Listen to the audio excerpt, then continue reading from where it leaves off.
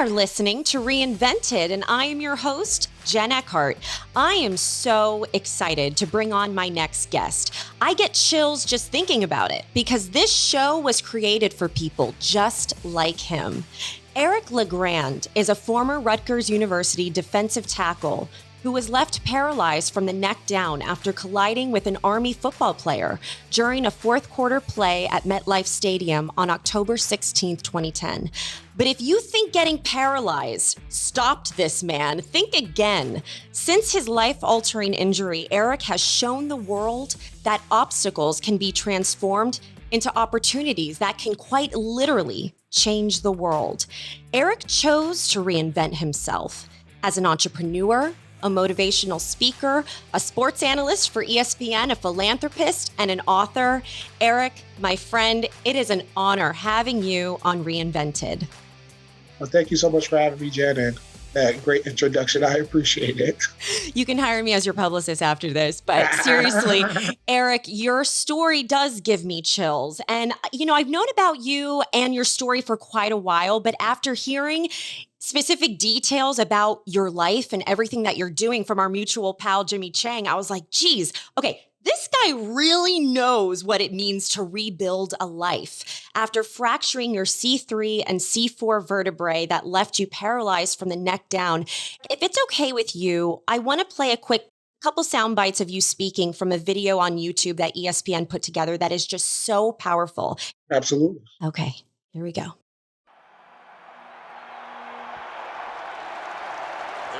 LeGrand, 6'2", 275-pound junior from Avenel, New Jersey. The weather was perfect for football. There was 5 minutes left in the fourth quarter. Running down on the field and going down there to make a tackle in a big game, just like I've done hundreds of times before. Oh, what a great open field hit by Eric LeGrand, who is shaken up on the play. It felt like a flash grenade went off. Everything went silent in slow motion for a minute, and then all of a sudden I was on the ground. And I tried to get up and I couldn't move. And I was sitting there like, what's going on? I can't breathe right now. And then I just blacked out.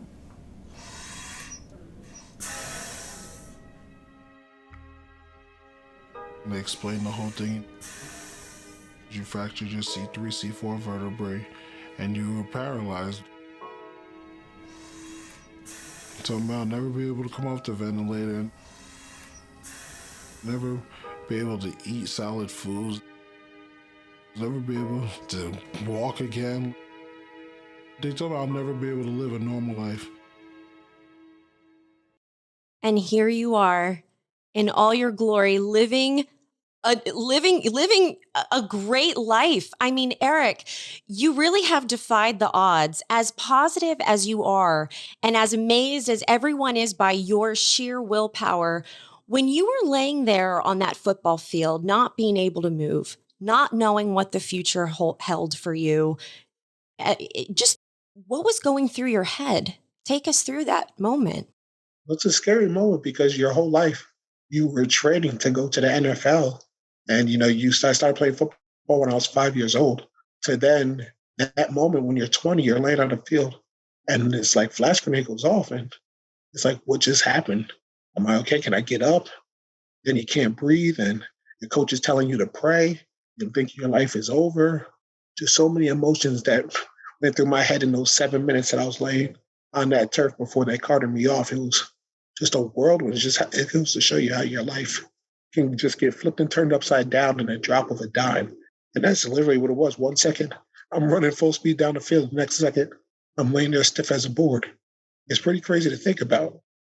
Well, while the initial prognosis was grim, I mean, you did shatter all expectations for your recovery and rehabilitation. I mean, there's a happy ending to this. Like doctors, as you said in the video, they told you that you'd never get off a ventilator. They told you that you'd never be able to eat solid foods again. You'd never be able to walk again, never be able to live a normal life. You've defied the odds. How were you able to do it?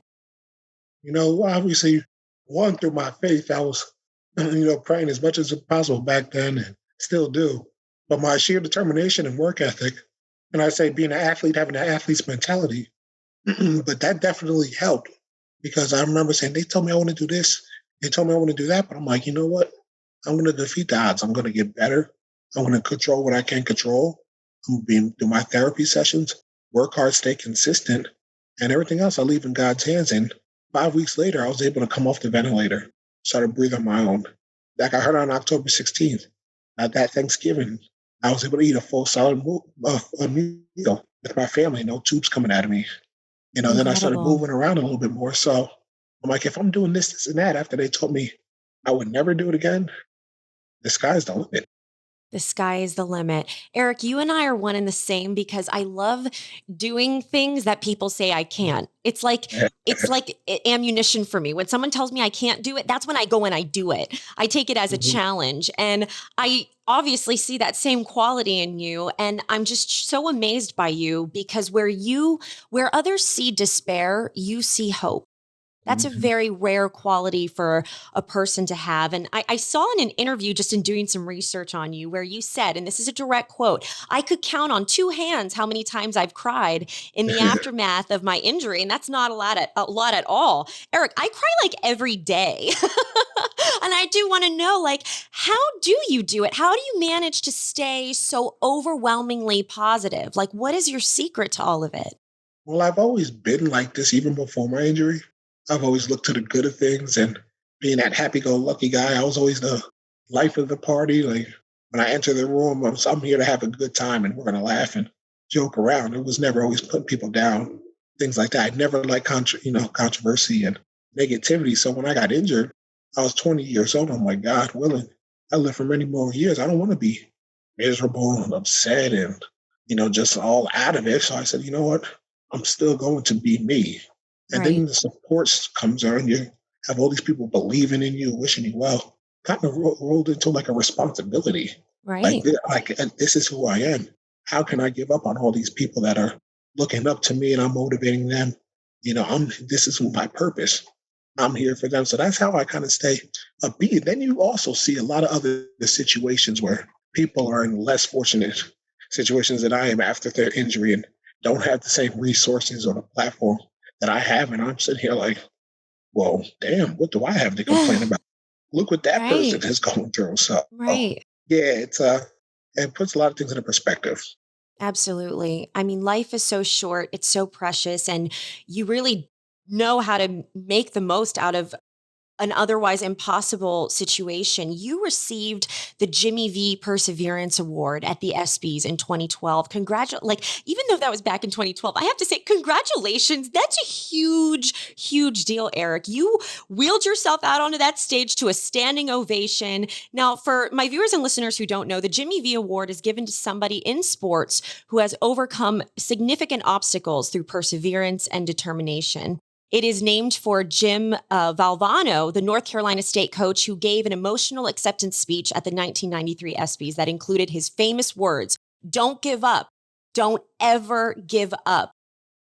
Eric, most athletes dream their entire lives of going to the ESPYs. It's kind of like the Oscars of sports, just like an actor would dream of going to the Oscars. Like, walk us through what that moment felt like for you, going out onto that stage, seeing your mom there in tears. Describe that feeling for us. Well, I need to describe a little bit more of that week, like that, how everything was. It's because like I first get to the hotel and you see some of the athletes and actors and just celebrities walking around and you see a few people point at me like, oh yeah, like I know that guy, like that's the football player, this and that. They look at you, give you a head nod, stuff like that, keep it moving. Then I remember being with my friends and they're like, E, you got your speech ready. And if anybody knows me, I don't write anything down. I don't have notes. When I speak from my heart every single time. That's I don't write amazing. anything down. I prepare my head. And I go and my friends are like, nah, E, this is too big of a stage. You got to write something down. I'm like, guys, relax. I got this. They're like, E, do you know how many people are watching? I said, guys, trust me, I got this. I'll be all right. So now Just they're bring a all little nervous. yellow sticky note or Yeah, something. Come on, help they're us all out, E. nervous. They're really all nervous about it. So finally, when it comes time to go out there, I roll on stage and I look in the front row and I see four people. I see Justin Tuck, who used to be with the New York Giants, Eli Manning, Tim Tebow, and Kenny Chesney. Incredible. Kenny Chesney. Like, Random, but just like random. Just random. Yeah, I'm like, you know what? I'm not going to look in the front. I'm going to do like all motivational speakers teach to look to the back of the room where you can't see anybody's eyes, and then just go. And then I just delivered my stories with the time that I had. And next thing you know, they have an after party afterwards for the ESPYs, for all the people that are at the ESPYs. So I go upstairs, and next thing you know, I can't even roll 2 feet without all these celebrities, actors, and athletes running up to me like, Eric, can I get a picture with you? And I was just like, what is going on? Like, this is amazing.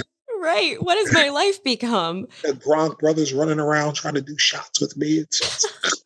It was insane the way that it just blew up, and everyone wanted to be around me after that speech. So it was truly something special. I'm still getting over the fact that Kenny Chesney was in the front row looking at you. That's just he was just chilling down there in the front row. I said, you know what, let me just look back here. You did such an amazing job. And how cool is it that you went out onto that stage with nothing prepared, no notes, nothing to go off of, no script. You spoke from the heart, and I think that speaks volumes of you. Eric, like I said, most athletes dream their whole life of going to something like that. Did any noteworthy athletes say something to you while you were there at the ESPYs that you'll always cherish and remember to this day?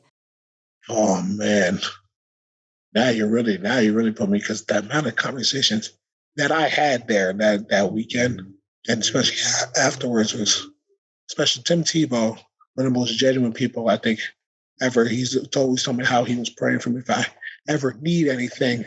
He's got my back. And then when I wrote my book, he actually put a little quote in there for me at the top of it, and he stuck to his word that if I ever needed something, that he would do it, and he absolutely did. And then I'm a big Denver Broncos football fan, so I got to go see him afterwards a few years later, and it was funny because you know how you see Tim Tebow always doing stuff on camera, like with kids sickly, this and that. I got to see him when there was no cameras around, hanging out with the family, playing catch with a kid. I mean, he might have been a cancer patient.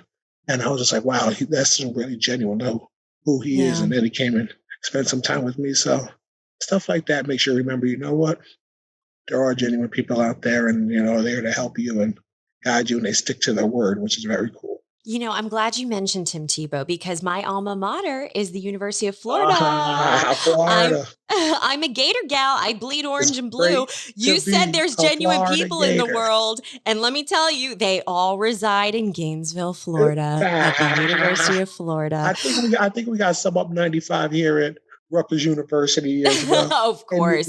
Yeah. But no, he's a great guy. And I did see that he's quoted on the cover of your book. And it's such a great title, by the way. It's Believe, My Faith and the Tackle That Changed My Life. And Tim Tebow did have a quote on the top of your book, calling you his friend, one of his heroes, and a true inspiration. What is it about your friendship with Tim that motivated you to put him on the cover of your book? Well, during that time, when I was writing the book back in 2012, Tim Tebow was with my Broncos, and, I'm a diehard fan. I got to, get to know him a little bit more.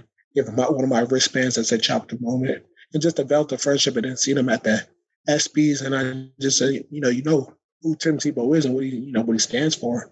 I just said, I think he would be the perfect person for my book to put a quote on, and it really was, because of how he lives his life and, his discipline, the way that he sticks to his beliefs. And I just thought that was the perfect person to be able to put a quote right there on my book for me. I have an enormous respect for both him and you, because Eric, as you know, it's not often that athletes are so open about their faith. Mm-hmm. It's also not uncommon for people to get angry with God after something happens, whether they're severely injured or after losing a loved one. I mean, as a Christian woman, sometimes it even causes people to walk away from their faith altogether. But it seems like you did the exact opposite. Like you leaned into your faith. Talk to me about your faith and the role it played in helping you to just completely reinvent your life.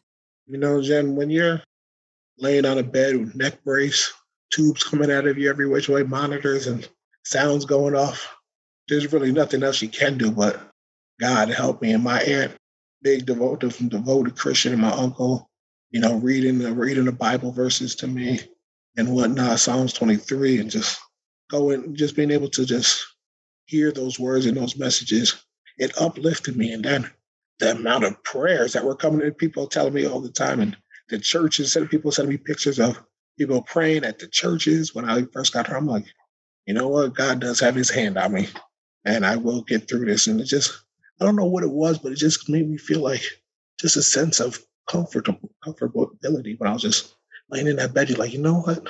All this stuff is going on, but we'll be okay. Right. I'm gonna get through this. And it just made me feel so much better, like kind of like a big zap that just came through and just like, you know what? You're gonna get through this and control what you can control, and God's got your back. What a powerful message that you just shared to everyone out there listening, watching, who is going through a difficult time and looks to someone like you as a source of inspiration. Eric, to this day, I do have a difficult time coming to terms with why bad things happen to good people. I plan on asking God at the end of my life, like, hey, God, so what's up? What's the deal here? Like, why is this happening? But, it's one thing to hear about something bad that's happened to someone, and then another for that person who has had something terrible happen to them say, it's okay. This happened for a reason. And it's for me, it's my mission, and it's to do something good in the world. And that's exactly what you're doing. You now fly all over the country. You give motivational speeches. You're an author. Are there days, Eric, where you are overcome with grief and sadness? And if so, give some advice to my viewers and listeners. What do you do on those down days to sort of power through those difficult times? How do you shift your mindset and shift your perspective? I don't have many grief and sour days. I do have days where I just don't feel like doing anything, just like, you know what? I just need a day to myself to just, Binge just Netflix, relax because eat some Cheetos. I get it. Where I don't want to do it. I don't want to work. I don't want to do emails, therapy. I know I have all that stuff to do, but there's days I just want to relax. And I always try to tell people, especially they're going through a tough time, start doing something. Pick one thing every day that makes you happy. Whether if that's watching Netflix or Hulu on TV, walking the dog, going for a run, working out. One thing that makes you happy every day. Because guess what? When you're going through that tough time and all this and that work, whatever, stress in a relationship, at least you have something to look forward to. You have that one thing to look forward to. Say, you know what? Yeah, I got to do this work. Maybe my husband or my wife, and we're not getting along right now. We're going through it. But I have this one thing that I can look forward to that's going to put a smile on my face. And it becomes a habit. Trained behavior becomes instinct. And if you have that at least one thing to look forward to, it can take you away from all that grief and disappointment and stress, and because you have that one relief that's going to come to you, at least help you throughout the day. So that's what I try to tell people, at least one thing. What a healthy outlook that is, because I was even just talking to a friend about this the other day, how powerful our thoughts are, right? Because thoughts become things. And if you live in this constant state of negativity, it's only a matter of time until it starts bleeding into your personal life and your professional life and your romantic life. I am curious, when mentoring and talking to young boys, because you really do have quite a substantial fan base, Eric. You have such a large following and people who do look to you as this beacon of hope, right? In the midst of impossible circumstances. When talking to young boys, do you encourage them to still play football despite what happened to you? I do, especially nowadays. A lot of times the way that the NFL has put it into a lot of rules and going down into the Pop Warner leagues, where these coaches actually now have to be certified to be able to coach. Back when I was growing up, it was like Jimbo's dad get out there, run full speed into each other and bang, knock each other out. Nowadays, at least they're teaching the proper techniques at a young age for these kids to actually tackle, so they're not hurting themselves or learning bad techniques to when they get bigger and stronger and faster, and then using poor techniques to tackle. So I always say football was the best teacher of life for me. It makes you work. You only get a few opportunities to actually play the game. 8 in high school, 10 to 12 in college. And if you're lucky to make it to NFL, 16. What about all those other days that you're working your butt off just for those 60 minutes or one Saturday or Sunday afternoon? It makes you learn leadership, how to work together as a team, overcoming adversity, learning how to be comfortable being uncomfortable. all the qualities that you need in the real world, in the life that allows you to go out there and succeed. You learn from being an athlete, being a football player.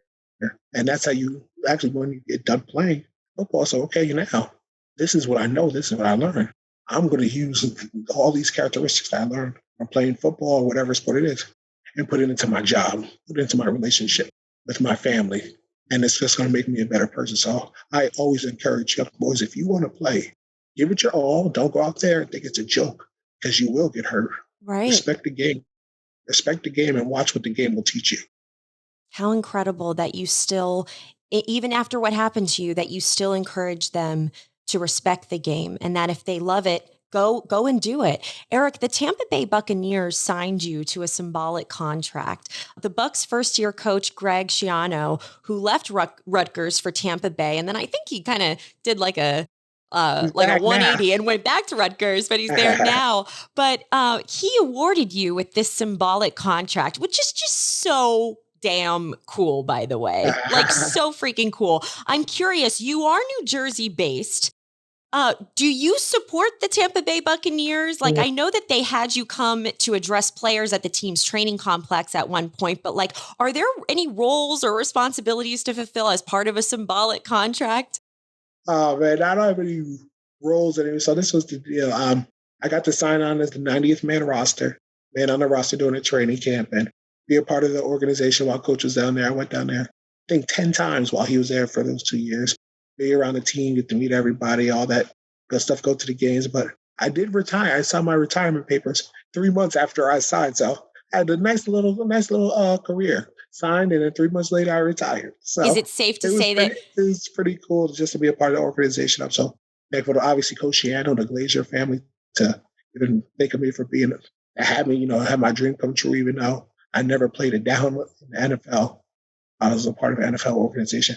Got to get the swag and everything. So even though I told you, a diehard Denver Broncos fan, Tampa plays, I always do root for them. Like, okay, you know what? Explain that to me. How does a New Jersey-based guy be a diehard Denver Broncos fan, but you also have a symbolic contract with the Tampa Bay Buccaneers? Just walk me through that. Explain that to me. When I was about 7, 8 years old, I was watching TV back then. There was games come on, whatever channel it was, and they were showing Terrell Davis, the running back for the Denver Broncos, when John Elway was towards the end of his career. And I played running back as well. And I was watching him run the ball. I was like, ooh, I like this guy. I like Terrell Davis. I like this. I like the blue and the orange. I was like 7, 8 years old. So I said, I'm going to follow him. I'm following this team. Here I am 20 plus years later. I told you, when I stick to something, I'm loyal. I keep You're my word. loyal, man. You're not a fair weather fan at all. I won, and they won back-to-back Super Bowls. Back then, when I was a child, I was like, yeah, this is my team. And then, like I said, here I am 20 plus years later, still die-hard Denver Broncos fan. So I will always root for Tampa. Yeah. They're not playing Denver. I always root for them. Is it safe to say that you rooted for Tom Brady in the Super Bowl? It is safe to say. This is a safe space. If you didn't, you can share. It's okay. I won't tell on you. No, I was hoping that I was rooting for him because I was hoping that somehow a retired player could miraculously get a ring as well. How great is that? Did you hear the story about somebody paying $500,000 for the last football that Tom Brady threw in the Super Bowl, and now he's no longer retiring? What are your thoughts on that? I have to get Eric LeGrand's perspective on that.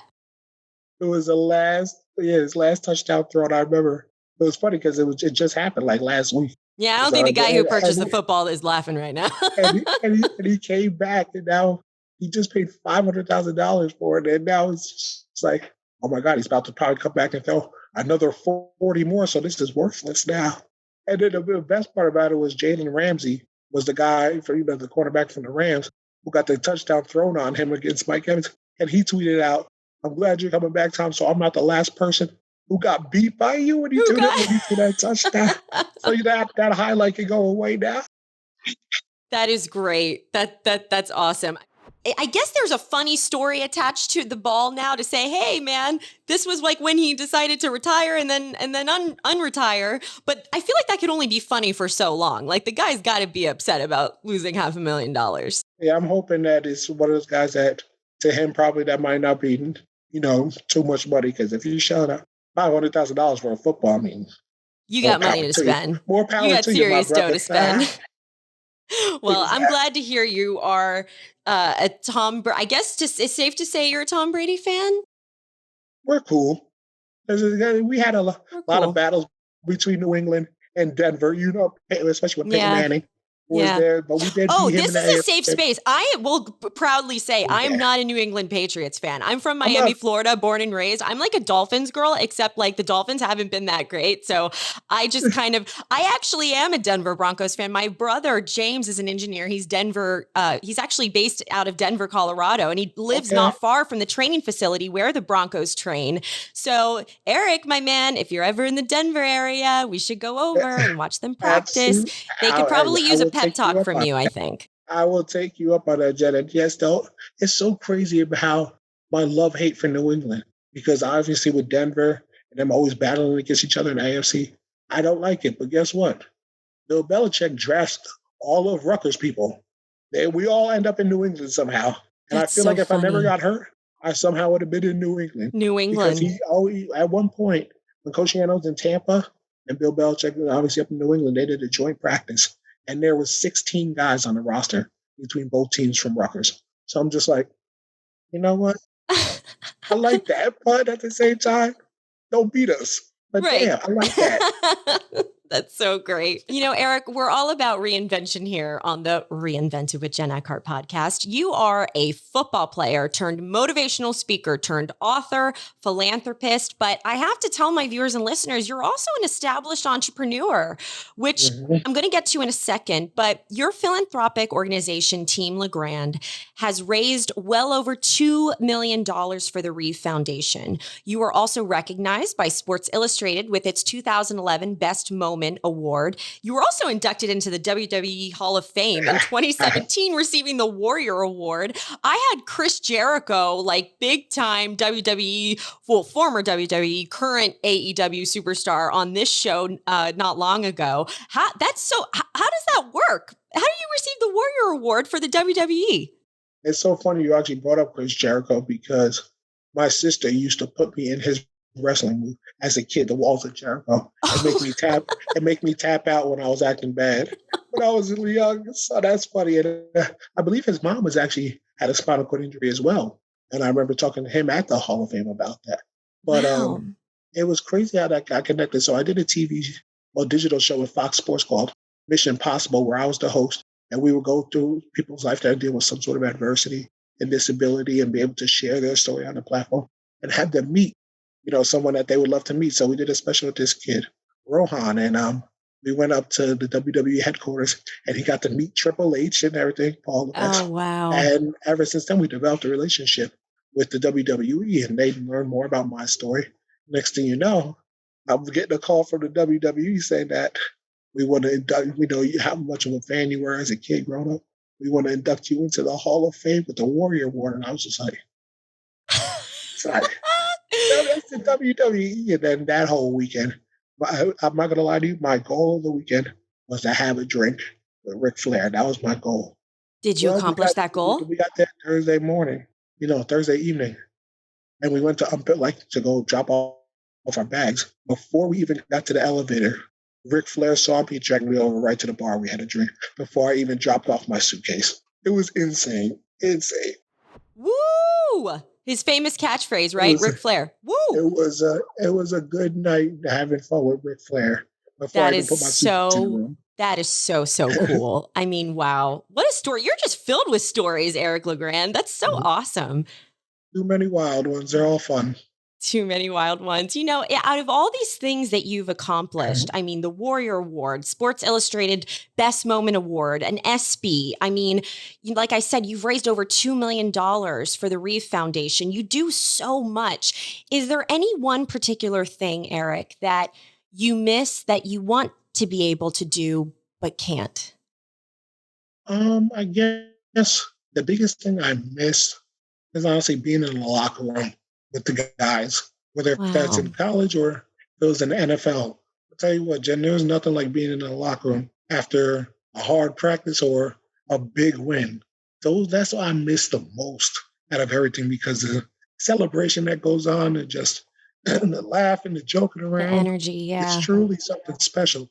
And that's where the brotherhoods are, born in the locker room with the guys. And that's something that I miss all the time because it's funny when games end and stuff on TV, and I'm like, oh, I can't imagine what that locker room is like right now. Right, right. I used to be I was always the hype man. So after wins, they would come to me and I would have to get everyone going and get the chants going and stuff like that. So it's the funny stuff. That's one of the stuff that I think about when I miss on certain times and certain moments. I do actually say that. Wow, I wonder what that locker room would be like. I actually said it last night when St. Peter's beat Kentucky in the NCAA tournament for March Madness. Like, what? This no-name Jersey school? Like, sorry, no offense to St. Peter's, but like, I come from like a big football school, University of Florida, but I mean, wow. I always root for the underdog, but that was quite the upset last night. Not sure if you caught that. It sure was. My best friend growing up played basketball at St. Peter's.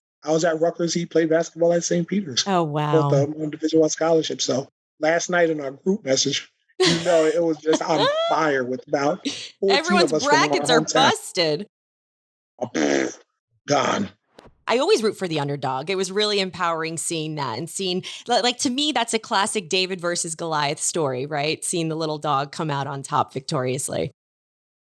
That's what you love to see. And just in the NCAA tournament, those moments, and the broadcasters, it's the music. It just emphasizes it so much more, and it's so cool. So right. cool. And I've always thought this, not to be down on the NFL or anything, but if I had to choose, I would always pick college sports over the NFL. And my main reason is quite simple. There's just more heart in the sport, I find. It's not so much for the money or the contract, the paycheck, but really there's just so much heart and so much love for the sport. Have you found that to be true in your experience in playing at Rutgers? Well, yeah, absolutely. Obviously now, in the NFL, you always, like you said, you have the game and then you have the business side as well. Right. Yeah. As much money as these players are making and just off the field things that they're doing, you always have to be conscious about that as well, which I understand. But yeah, college, it's just like, we made it now. They're trying to get to the NFL, so they're putting everything into their blood, their sweat, their tears, sacrifice and everything, you know what I mean? Just to get to that level. So I mentioned earlier that you are an established entrepreneur, which I just think is so, so cool. Again, is there anything you don't do, Eric LeGrand? Most people pick up different hobbies during COVID back in 2020 during lockdown. For example, I learned to paint. I learned to cook. You, my friend, started your own coffee brand. I mean, like, what? Thanks for making us all look bad, Eric. But anyway, talk to me about LeGrand Coffee House and what inspired you to get into that business. It's funny. So I was during the pandemic, I do speaking engagements, I go to events, everything. And obviously with a spinal cord injury, I have secondary complications that I have to be aware of. So I definitely was not out and about, and I had to, kind of hunker down in my house. And I'm like, I started listening to audiobooks. It's time, because I watched probably every Netflix series that there was, and so you look for other My things. man.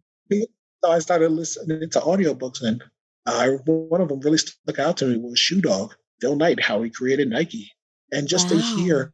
See, when I was growing up, Nike was Nike, but I didn't know that Adidas and Puma came before that, and all the troubles and the struggles that he went through to be able to make Nike what it is today. Wow. So I was just listening to something. I'm like, wow, this is inspiring, and I'm like, people look to me for motivation, inspiration, uplifting. Yes, I have Shop 52, which is my t-shirt line, but how often do you wear a t-shirt? Every 2, 3, 4 weeks, Fair point. Yeah, and you get that right. What do people want and what do people need every day? Coffee. Every day. Coffee. So I said, I'm going to educate myself. I'm going to learn about it. Hired a business advisor. Had my first cup of coffee in August of 2020. that I've been missing out on some really good stuff. In 2020, that was the first time you had ever had a cup of coffee. First time I've ever had a cup of coffee was August 2020. And now you have your own coffee business. What? And I said, whoa, this stuff is amazing. So now, Inject it into my veins. Exactly. So now we were able to launch our online store in January 2021. We sold to 49 out of 50 states to build a brand. And now brick and mortar will be opening up in May of this year in my hometown of Woodbridge. And it's going to be a party. A party. Can I be at the opening ceremony? I love coffee. Invited to LeGrand opening of LeGrand Coffee House. LeGrand Coffee House, 10 Green Street in Woodbridge, New Jersey. When is that opening? Just want to tell my viewers and listeners, especially people in the tri-state area who will come over. We're looking for mid-May. Let's just say that. I didn't put the date out, but let's just say a Saturday in mid-May. A sunny, happy Saturday in mid-May. I love May. May is my birthday, May 2nd. So that's great. Hey. May is a great month. Thanks for honoring my birthday month, Eric. Exactly. You need a whole month to celebrate anyway. So. Where do you source your coffee grounds from? Are locally, or where do you get your grounds from? I'm just curious. Yeah. I have a place locally here in New Jersey that gets them imported from all over the place. So we have 4 roasts right now: Colombian, Costa Rican, Guatemalan, and Sumatra. And I have some Rutgers guys that I'm working with that are doing my roasting for me, and we ship it out to the world. That is so cool. To the United States, but yeah, we get it out there to everybody. So I mean, it's been a fun journey. Again, like I said, it's one thing to pick up a peculiar hobby during lockdown amid a global pandemic. It's another to open a small business, which is exactly what you did. And I just have so much respect for that. What are your long-term goals for LeGrand Coffee? Do you want to break into grocery stores, or do you want to take it nationwide? Oh yeah, I'm trying to make this into a nice empire. We've already have conversations with, grocery stores, already working those deals out. I love it. The stadium deal already with Rutgers, where we sold at the football stadium this year. Looking forward to doing more of those. And I can't wait to open up more and more. And hopefully one day franchise these guys all over the place. I love it. I'm a big Black Rifle coffee gal. I love the taste of their coffee because it's really strong. So I can't wait to try LeGrand Coffee. So you got I got some strong stuff. I do have some strong stuff. You got some strong stuff. Well, we can't wait. And again, I tip my hat and my cup to you. I can't wait to have a daily cup of believe as a reminder to attack my goals each and every day. It's just so awesome. Just shifting gears here for a second. And I'd be remiss if I didn't ask you this, because I met with Elon Musk during my time working as a national network news journalist for nearly a decade. And the guy walked in, Eric, with no entourage, no assistant with him, wasn't wearing a suit, looked me right in the eye, shook my hand, and we spoke for 10 minutes. I mean, you look at a self-made billionaire guy like that, and you think that they're unapproachable, and he couldn't have been nicer. I know that I saw in the news that he's using Neuralink implants in human patients in 2022. He told the Wall Street Journal this in a December interview. Neuralink devices are still awaiting FDA approval, and the device is working well and can be safely used and removed in monkeys. In humans, what is so fascinating to me, Eric, and I'm sure you agree with me, but Neuralink is expected to be first used in patients with spinal cord injuries. I mean, I'm looking at this guy, Elon Musk, if anybody could help spinal cord injury patients, people who are paralyzed, it's this guy. He did say, I think we have a chance with Neuralink to restore full body functionality to someone who has a spinal cord injury. If given the opportunity, if Elon Musk was sitting in front of you, would you sign up for a Neuralink implant? I would definitely do all my due diligence and my research, because I know in my lifetime, I truly believe that we're going to find something, whether if that's Elon Musk finding it or just all the other different scientists and doctors working on it. Believe me, I'm keeping my eyes wide open, because I just know that there's something bigger to come out of this whole situation that happened for me, and I can't wait. So whatever, if it's a Neuralink or epidural stimulator, whatever it is, if it's stem cells, but one day I'm going to get back to MetLife Stadium, get back down on that 25-yard line and pop up and walk off that field. And I just can't wait for that day. And I'm so thankful where we are with technology. Elon Musk and his team doing his research, and everyone out there, all the neuroscientists, it's going to be a game changer, not only for me, but spinal cord injury patients and so much more. MS, just cerebral palsy. Yeah. I can't wait. As you can see, Jen, I'm excited. The future is exciting and science is changing rapidly. So it is safe to say, yes, on the record, that you would sign up for a Neuralink implant from Elon Musk. Probably. Hey, maybe he'll put you on one of his spaceships too. Would you sign up to voluntarily go to space? I know he's sending like all sorts of. I was actually thinking about that. Think about it. You could be the first pair.